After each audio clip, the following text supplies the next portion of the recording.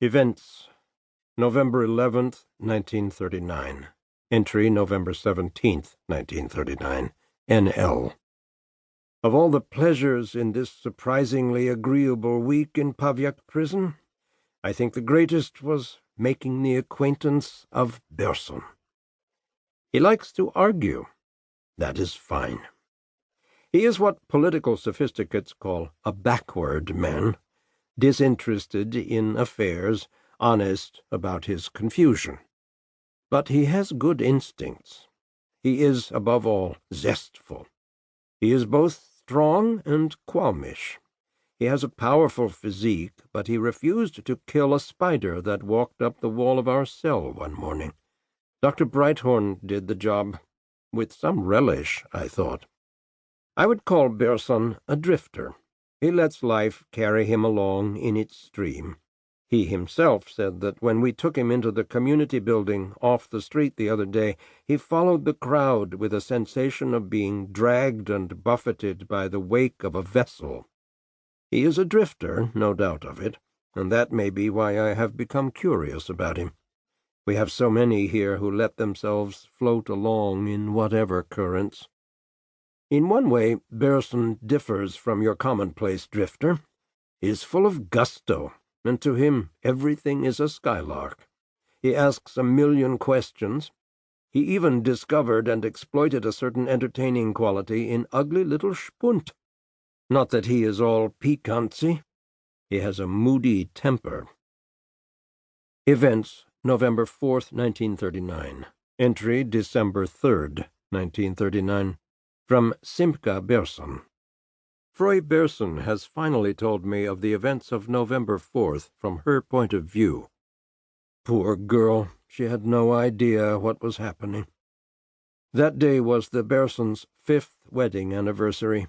Simka Berson says she set out in mid-afternoon to shop for the party she had planned for that evening. She went down the stairs from her apartment irregularly.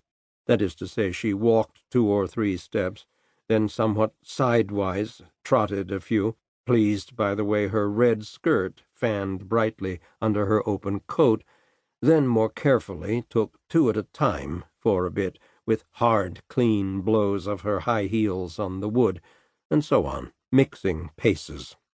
She hurried at the landings. She says she was in good spirits.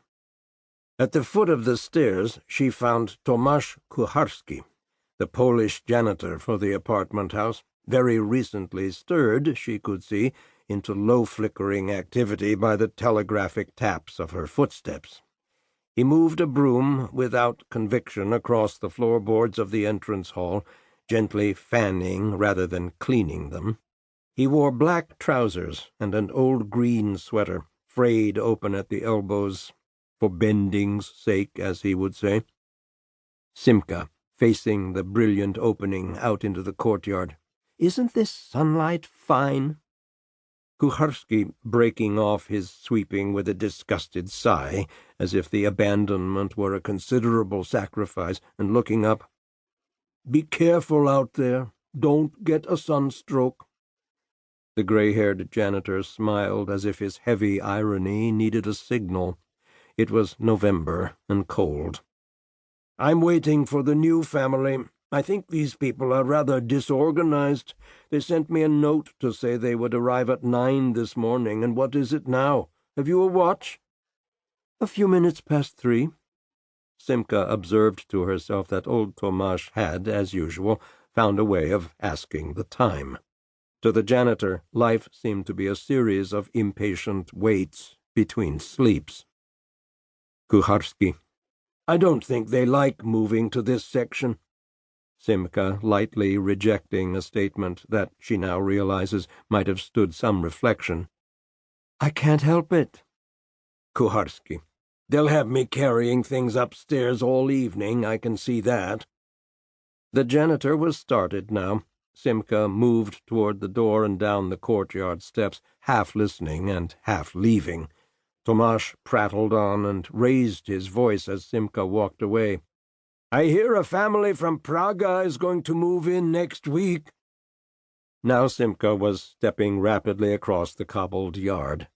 She turned and waved a kind of dismissal to the lonely old gossip, who was shouting, "This courtyard has been as bad as a hotel for the last month, coming and going."